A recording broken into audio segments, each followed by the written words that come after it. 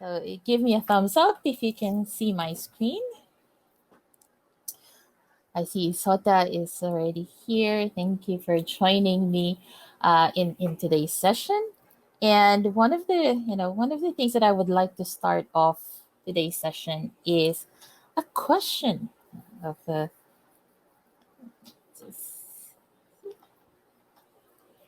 and if you can put in the chat, what comes to mind when you hear the word communities? What words, what even sensations come to mind when you hear the word communities? Support, people, groups, trust,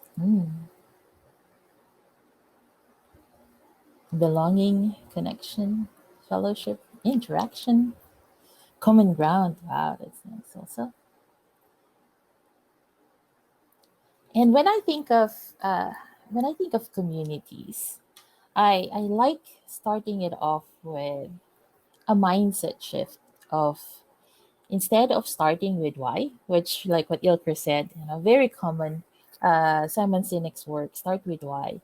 I would like to introduce this mind shift of let's start with who when we're talking about communities. And the reason why I got interested in the start with who philosophy was because of my mentor and a good friend of mine, Bachman.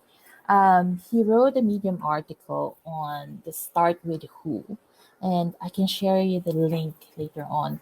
And in there, he described why, when we're looking at communities, we need to look at it from the perspective of the golden spiral. We start with who, the why, the how, and the what. Um, I remember one of his famous quotes was, "The why is a good story, whereas the who is the lived experience." And that for me was something that really resonated a lot because when we think of communities, we think of, basically the people that we are in community with. And which is why for me, as I started digging in deeper into this start with who philosophy, I realized that a lot of the framing that we're trying to put in community building is based from the business model, of start with why. So today's session is really to get us thinking, who are we, serving in the first place? And in this picture, I'm sharing with you. So I'm Filipino, and I've been here in the Netherlands for the past 15 years now. The picture that you have here is an artwork of what we call bayanihan, and also a photo of how people did it. In some locations in the Philippines, they're still doing the same. Wherein the idea of a bayanihan is when somebody needed to move from, say, from one location to another, the community would gather and help out in moving the house. So they'll be putting bamboo silks under the house, and they would be, as a community, be helping it, move the house from one location to another. For me, this is a memory that comes when I think of communities. And this has also helped me frame, the idea that when we look at what is going on in society right now, the challenges that we face, the hardships that we face, community for me is the answer. And like what Albert Einstein said, we cannot solve problems in the same thinking that we used when we created them.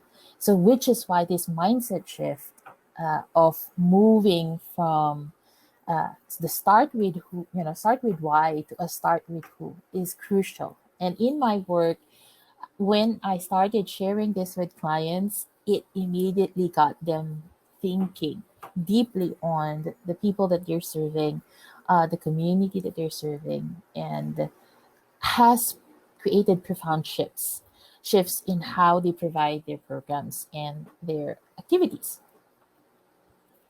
So let me just give a bit of a framing. When I started uh, helping out communities, it was within my own framing of, oh, I want to help communities that have a very strong mandate for change, communities that wherein people can identify, common problems, wherein they can mobilize resources, where they can develop and implement strategies for reaching the objectives. So for me, these are the communities, that are agents for change, that are very crucial to support, mainly because they need the frameworks, they need the strategy to be able to thrive and be able to deliver on the change that they've promised. So for me, the idea that there are different types of communities, you have communities for belonging, wherein the idea is to, yeah, to have a shared experience of togetherness.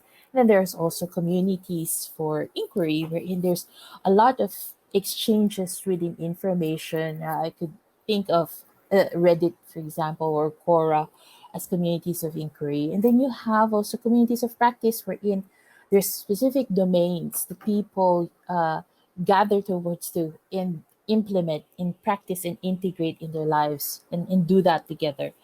And then there's communities for change, communities who have a very strong mandate around the change that they want to bring out in the world. And the ways they're doing that varies. So, who are we serving in the first place? I would just like to ask, the 27 attendees that are here, if you can put in the chat, who are you serving in your community? Just a line or two.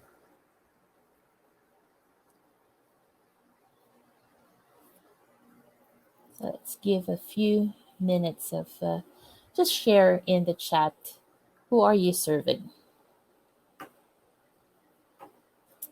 We have K English teachers in France, community managers and marketers, Mazid, investors and entrepreneurs. Oh, hi, Pixie. People who want to grow their businesses and support their family, leaders, parents of preschoolers, AI experts. So now we're getting into the, different types of people, different groups of people that you're serving in your communities. So in the book that I co-wrote last year, the height of pandemic, I co-wrote the book Community Builders, Designing Communities for Change. So it's actually a workbook with different tools. And the tools that we've included there, again, had the component of start with who. So it has its own space just with the start with who. So within the book, there's two tools that I would like to share with you today. So the first one is defining the stakeholders in the change process. So one of the things that I've realized when we're looking at the start with who, we need to also define who are the stakeholders in the first place. And there are two major categories that I've discovered that we can use in framing the stakeholders. One is the beneficiaries of change. So these are the primary recipients of the community's programs, services, initiatives, and these are the, yeah, main members of the community who would benefit from the change that you are bringing out to the world. And then there's also another group of stakeholders, which would require different ways of engaging, which would require different ways of communicating with them. And these are the drivers of change. So these are main leaders or catalysts in the community, wherein the task is to help grow and engage people within the community. The drivers of change, these are mostly the inner core within the community that helps bring up that vibrancy, that engagement, the activities within the community. Now, from what you've identified a while ago, with who you're serving, can you now look at this lens of who are your beneficiaries of change? Who are the direct or the primary recipients of the change that you are promoting within your community? And who might be the drivers of change? So I could give a good example. One of my clients, she is a parent educator, and a lot of her programs is around parenting and teaching positive parenting to parents. So there are two different drivers and beneficiaries that she has identified. So the direct beneficiary of change will be the children that that are coming from these parents that she is giving workshop to, and the drivers of change are the parents that are taking her programs. So there's also then different ways in which you can look at, how are you providing uh, services that would meet the needs of the different stakeholders. Other stakeholders that I have also identified within communities are, one, especially if you're a nonprofit organization, it is the funders of change. So engaging funders in nonprofit organizations. I myself am part of two uh, what's this foundations here in the Netherlands, and funding, the funders of change really require different way of engagement. So, and they're also part of the community, yet their influence and their activities within the community are very different. And then there's also ambassadors of change. These are people who might be influencers that you can tap into, that can be your advocates. So they might not be as involved as your drivers of change, yet they are people who can spread the word out with what you are doing within your community. Your ambassadors of change can also be your best allies in sharing, work that you're doing, the activities that you're promoting, the change that you're implementing, and might even get you other people to join in to your movement, to your community, mainly because they believe as well with what you are promoting within your community. So this is one lens in terms of identifying who are in your community. And I'm curious if you can just look back in the stakeholders that you have in your community. Is it easy for you to, if you could put one, one meaning it's very easy for you to identify who your uh, beneficiaries of change, drivers of change, funders of change, and ambassadors of change, or within one to five, and five meaning oof, it's really difficult, to be able to know who these people are. So in the chat, just write down from a scale of 1 to 5, one meaning I really know who my stakeholders are, to 5 to, oh, I would need some help and find myself clueless, in terms of defining the different beneficiaries. We have a lot of twos. Hey, we have a 4 from Sarah, 3 from Rishi.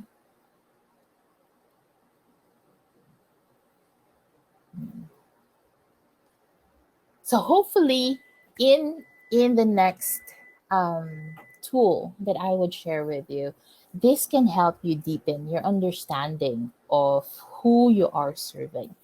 And in this tool, like what Ilker said, I would want for this session to be as interactive as possible. So please get a piece of paper. I'll go through the tool that I will be sharing in a minute, but it would be great if you can, plot things down as well as I go through the different stages that are in the tool. So I'd like to share with you a very easy framework that when I read about it, I was immediately blown away in terms of how easy it works in identifying who people are and where they are at um, in the what's this in their change model or in their change process. So Virginia Satyr is a family therapist, and you might know one of her works, which is the iceberg model. So she is a pioneer when it comes to family therapy, and have developed this idea that change is an internal shift that in turn brings about external change. Um, how does she do that? She created, or she devised the Satyr change model, and this model, I would say, has been helpful in a lot of ways in identifying where people are at in their journeys. And as you can see, and probably you can identify easily, so we'll start with the one on the left side the most, which is the late status quo. In the late status quo, this is basically the comfort zone. This is your area where you would say you have been for for quite a long time already. You feel comfortable in it. These are activities or pathways or practices that you've been doing for quite some time now. And then something happens. A foreign element comes in, and that foreign element, uh, what's this? This foreign element gives you that jolt from your late status quo, from the current state, and probably we can use it in the framework of, say, for example, Corona, right? So before Corona, that will be our late status quo, whatever it is that we were doing with our lives. And then the foreign element that comes in is Corona, COVID-19. And at first, we try to resist it. There's a sense of resistance. You'd still want to go back to your, what's this, old ways of doing things, but it's not working. And eventually, it entrusts us into a space of chaos. And this space of chaos is a very experimental space. We try different ways of doing things. We try to implement new stuff to get us out of this chaos, to get us out of this funk.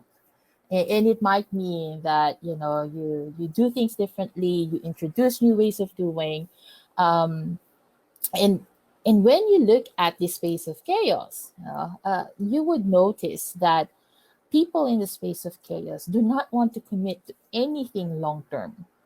People in the space of chaos couldn't even see what's in the long term.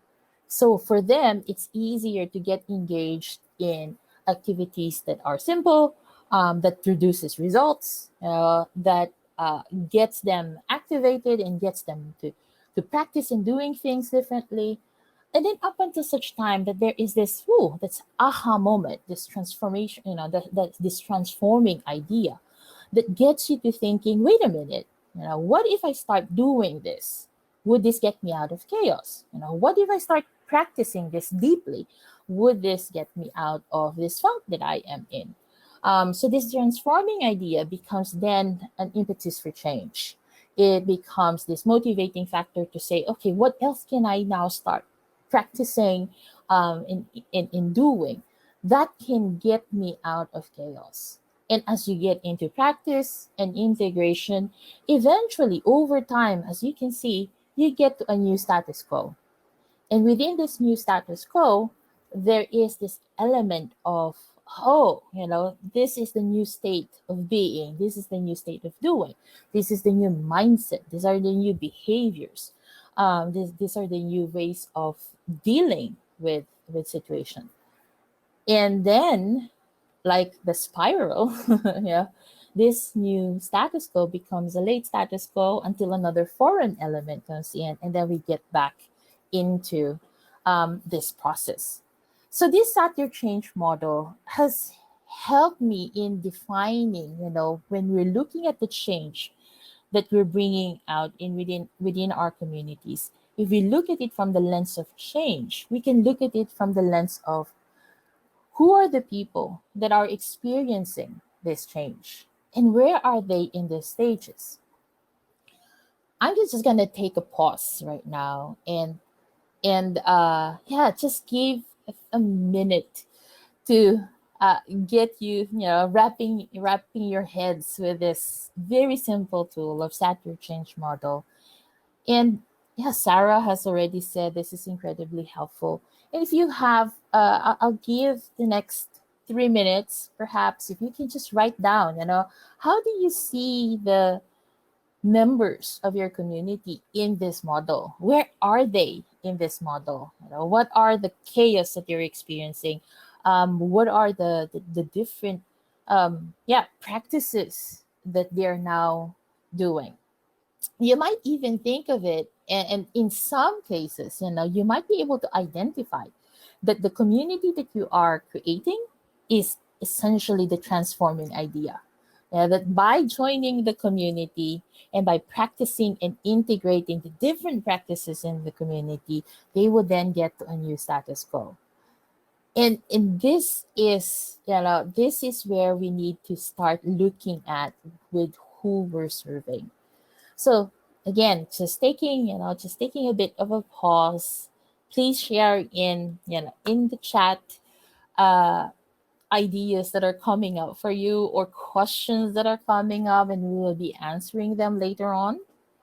And and like what I said, this is a process that I've been introducing my clients with, and it has been phenomenal in identifying who they want to serve. Liz has written down. It's very familiar. Yes, very, very familiar. And this is why I said it's a very easy tool to use and to practice. Now, I would like to invite Ilker. I know we're doing it a bit early. Um, Ilker, if we can put people in a group of threes, and what we will be doing in your group is to just share within 3 minutes each per person, just to share what came up for you in doing the Satyr change model. Specifically, like, is there a specific chaos that you've identified? Is there an aha, a moment with regards to the use of this tool? So just 3 minutes for each person, and we'll take in the next basically 9 minutes in doing this. So Ilker, do your magic. Yeah, fantastic. So just to remind everyone, there's a couple of things about the platform. So right now we have just around 30 attendees. So we're going to have 10 rooms of 3. So that's going to be, so did you say 9 minutes, Lana? Yes. Okay, so I'm going to be putting 9 minutes, just so that you know. You need to make sure that you have given your microphone and your camera access so that you can interact with the other people. And if you have to leave the room for any reason, unfortunately, we can't really put you back into a separate room or the room that you have just left. So try and stay in the room and arrange your settings. Just wanted to ask to tell that, because there's been a small problem beforehand, and this is to ensure that obviously we have random interaction between all the attendees. So obviously it will be automatically distributed. So now I'm going to be splitting everyone, and anybody who joins right after the rooms have been split. Unfortunately, I can't really put you into a separate room, so you'll just have to wait until the end of the separate session. But in any case, you have the Q&A bit where you can ask the questions to Lana directly, and time permitting, we will answer them. Yes. So right now, I am going to be splitting everyone for 9 minutes into rooms of 3. So in 3 and in 2 and in 1, that's going to start now. So you will start to be put into rooms. So if you have any problems, you can, of course, send us a message, and then we can try and answer your questions separately. So thanks for your understanding. Fantastic. So it looks like we have people coming back into the room one by one. So the sessions have ended. So Lana, I'm going to take myself off the screen. So it's again up to you to interact with the attendees. Thank you, everyone who's participated in the session. Once again, people may have left, or the rooms may have had just one or two people in them. But thanks for your understanding. We tried to manage as best as we could, but I hope you've got some really, really good insights from the exercise. So, Lana, over to you, and call me up if you need any my assistance once again. I will. Thank you, Ilker. There's a good question that Sarah has posed. How do you help communities that are in the chaos to see their way through? Where it's affecting all of them, can it be bonding? For me, I believe that there's multiple ways that we can reach communities from where they are at, and chaos, like what I said, is a very experimental place. It's a space for exploration. So, what I would suggest is when you are helping communities in chaos, please, avoid giving them activities that might be for the long term. Help them to see the small stuff that's happening, the small shifts that are going through. Provide answers to very practical problems. So giving solutions that they can implement immediately.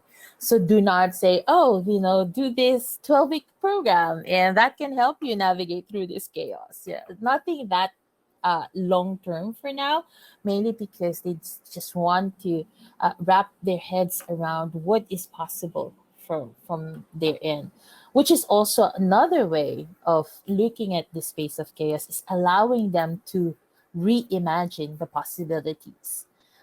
It might be something that that might seem strange, but offering opportunities for them to say, okay, what's at the other end of this chaos? How do you imagine it? How do you how can you picture it in your mind? So there are different ways. And before we get into the question and answer, I'd also like to share. We plot this one. Okay. This came in as one of the students of Virginia Satyr, wherein she wrote about the 7 A's of intentional change. And each A would go within different parts of the Satyr change model. So awareness is becoming aware of the desire for change begins the cycle. And when you look at awareness, it's actually within the late status quo. So when you are, say, your members are mostly within the late status quo, you would want to provide more awareness building programs, activities, services for them. Because the more aware that they can be, what you're actually doing is preparing them for the chaos that's bound to happen because of their situation. So it also helps you to, yeah, somehow put in assumptions of, oh, if they are in this situation, then this is the chaos that they would be in, and how to minimize that effect of the chaos is based from the awareness that you can provide for them. So helping them to understand that this is real for them. Acceptance, of course, is also another um, area. And this is when we get into that foreign element and chaos part. When we're in the space of chaos, acceptance and authorship are crucial. So looking at it from the activities that you're providing, how are you enabling activities, services, programs that puts people in a space wherein they can accept the situation that they're in, appreciate their successes, acknowledge the resilience that they have. So bringing up their strengths and highlighting those strengths so that they can identify with, oh, this is me. And authorship is the understanding that we own our behaviors and our choices. So when you look at in this space of chaos, we need to look at it from what are the ways that we can help them own the change, own their idea of what is possible, own, be the author of their own life, and in the scripts that they have with regards to what is, what they would want it to be. So this is really a stage of I can do this. I can do something about this. And when you get into that transforming idea, practice, and integration, there is this space of articulation. And articulation is being able to share with others that this intention to say, oh, I'm going to publicly, I'm going public for accountability and support so that this is what I can do for myself. When we look at articulation, we can look at it from in terms of the lens of the activities that we provide that allows them to fully step out and say, I would need help with this, So we have peer-to-peer, mentoring support, getting them into pods, learning pods, getting them into communities of practice. So these are articulation activities that you can do to help them adapt to the new behaviors by being in support with others. And then there's also, of course, in practice and integration is application. You cannot just you cannot just be in a space of thinking, but you need to be in a space of doing. How can we identify opportunities? How can we look at the new choices, try out new things, practice them, embody them in our lives? So this becomes then a space of these are my choices and this is how I can change my world. So embodiment practices is very crucial when we're looking at application process. And then the last bit, the activism and altruism are actually when they are getting into the new status quo. When they're getting to the new status quo, there is a sense of, oof, this is how I can participate in changing the world. So they can become drivers of change, for example, or they can even be people who are so keen in the change that they would say, oh, I'd want to be trained for this. I'd want to go to a train the trainers process so that I can also do this for others. They can also be in a space that they feel so abundant. They have so many skills. There's so many things that they can give, so that altruism is is cultivated within this stage. And they become then people who are your best ambassadors, people who share the things that you're doing and practice it for themselves, and also are encouraging others to do it. So this is a framing that when we're looking at the Satyr change model, it allows us to also look at if these are who we're serving and where they are at in the Satyr change model, how can we best meet their needs?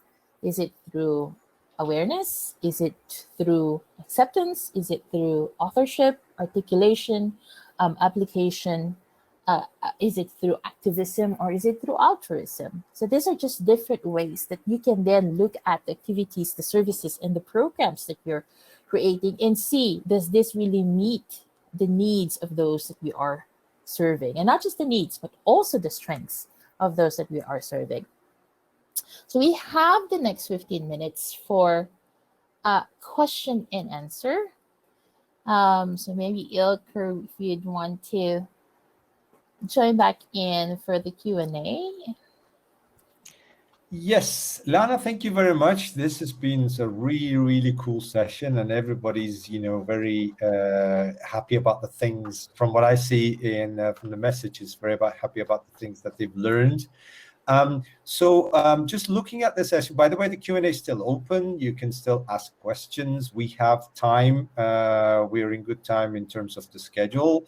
So I believe that you have already answered and seen and answered Sarah's question about communities being in the chaos. Where is effective? All of them can it be bonding? So I'm going to move on to Rishi's question, who's also in the Q&A bit. Rishi is asking, what is the best way to practically apply and derive the greatest benefit from the model? Yeah, Rishi, thank you for the question. I would say the greatest way to apply this model, and I'll just be putting it back, the Satyr change model, is to be able to understand, where people are at in the change process and where do you want to be in uh, attending to what is needed by the community.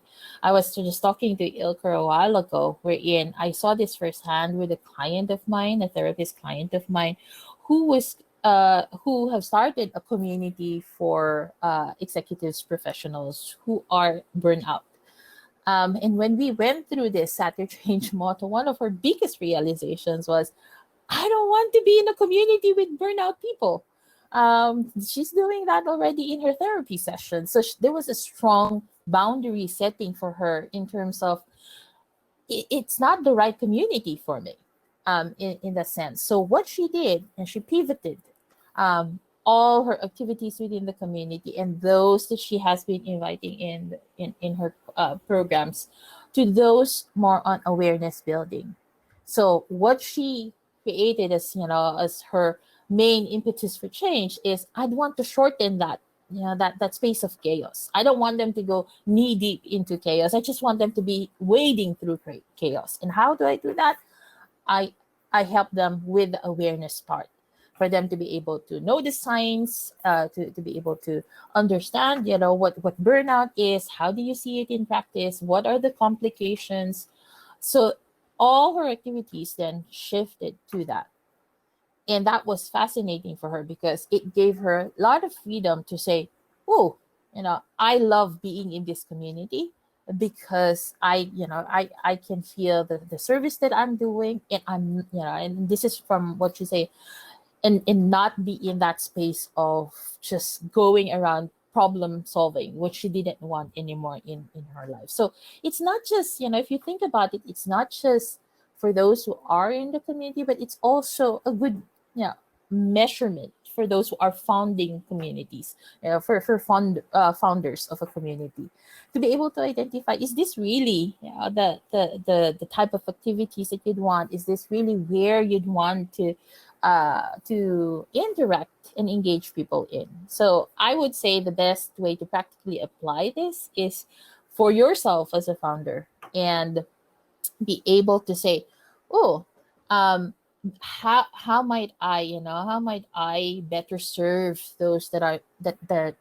would like to serve, based from my understanding of where they're at. And Sarah, thank you for that. Yes, for the source. As you can see, that is the source of the handout.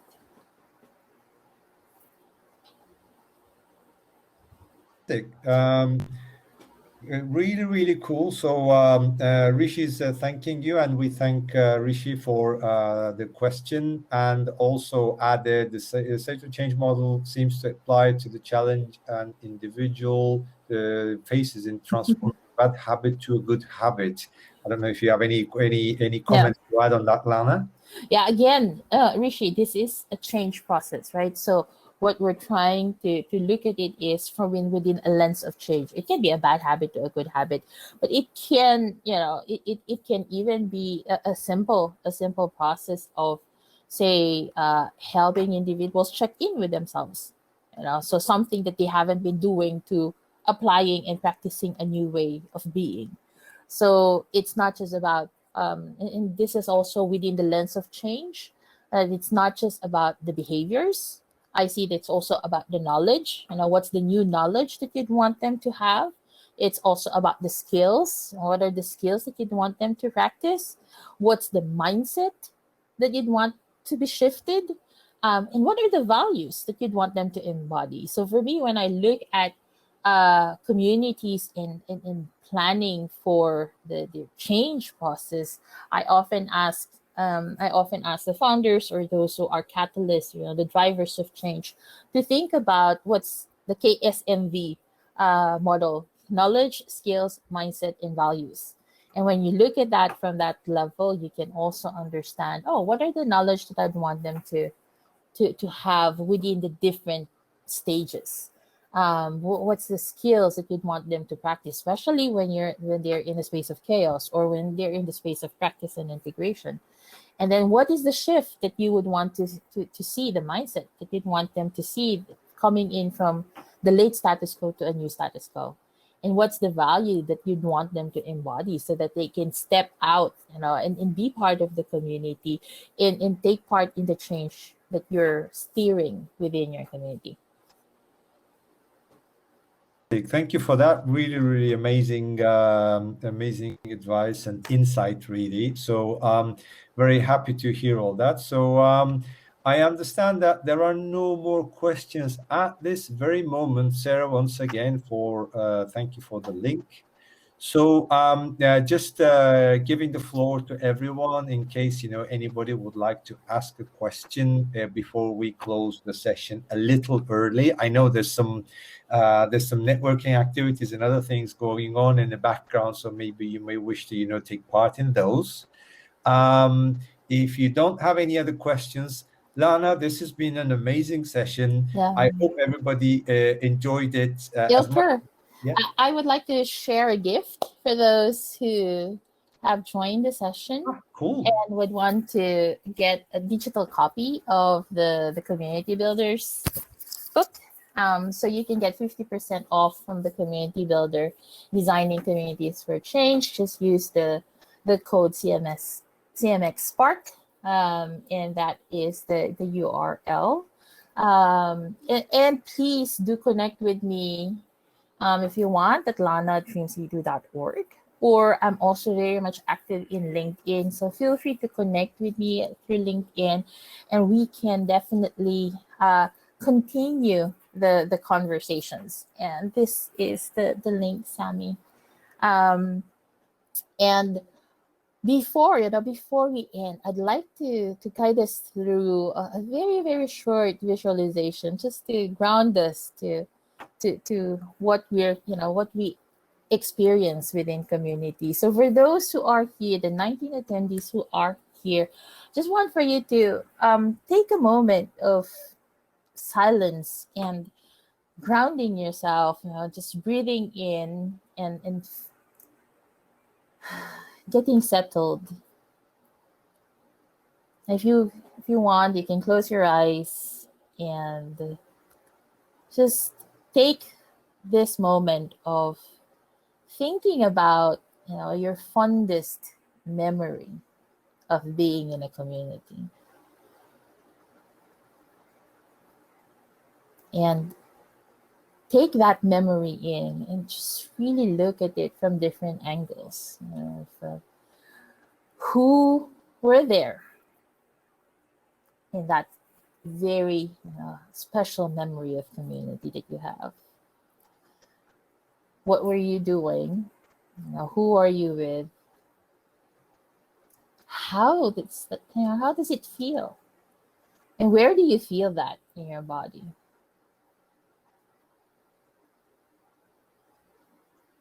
Now reconnect to that essence of what community feels for you. And reconnect to the who that are in that community. And perhaps you might find yourself smiling, or you might feel lightness, giddiness, satisfaction. Just reconnect to that, the essence of community that you have identified, that fondest memory of being in community that you have experienced.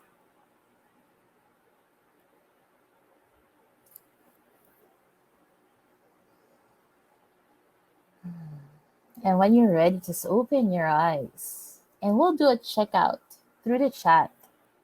Now, by sharing, what is that essence of being in a community that you've tapped into and that we carry on within for today?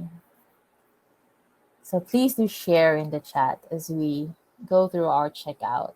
What is that essence of community that you've tapped into? And I did see a question by Sherry. How do you help others to catch the vision? I would go for collaboration. How do you help others to collaborate on, co-creating the vision? Like what Sarah said, the essence of the community is creating together. Unity, collaboration. Curious to know what are the others, what are the essence of community that you've identified. Moments of trust and support. Powerful.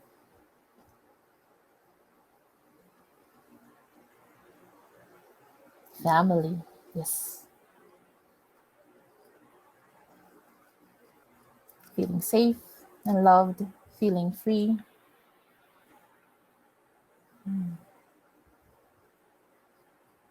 So I'd like to leave everyone with this, with this essence of community that you've tapped into and who you've identified as the ones that you would like to serve. And I'm looking forward to connecting more. So it has been my pleasure to guide you through this process. What a lovely way to end this amazing session. Lana, thank you very much. I believe that everyone's been affected so nicely and positively from this session, especially at these in these trying times for everyone, and where community is so important. I'd like to thank you personally as a community professional from the bottom of my heart for organizing this great session in its interactivity, and especially with the nice spiritual and conceptual connection in the end. So, and of course, thanks to everyone who's attended and stayed all the way until the end. So I hope it's been of use to you. Dana, thanks again. It's been amazing. So just wanted to let you know that there's activities going on in the background. Obviously, we have a movement class. It's the break. There's the networking tables, and there's the opportunity to learn to draw a life model, which is very interesting if you like that sort of thing. So most certainly, do give them a try. And of course, you can head over to the photo booth, get your picture taken, and of course, share it with CMX Spark EMEA. That is our official hashtag. So Nana, thanks again for taking part in this very first EMEA focused virtual conference for community professionals. And I sincerely hope that the paths of everyone here crosses once again many times in the future, hopefully in person very, very soon. Yes, thank you, Ilker, again for having me. And yes, please let's do connect either in LinkedIn or drop me an email at lana@dreamseeder.org. Fantastic. Right. Okay, I'm closing the session right now, and thanks to everyone and all the very best. Bye.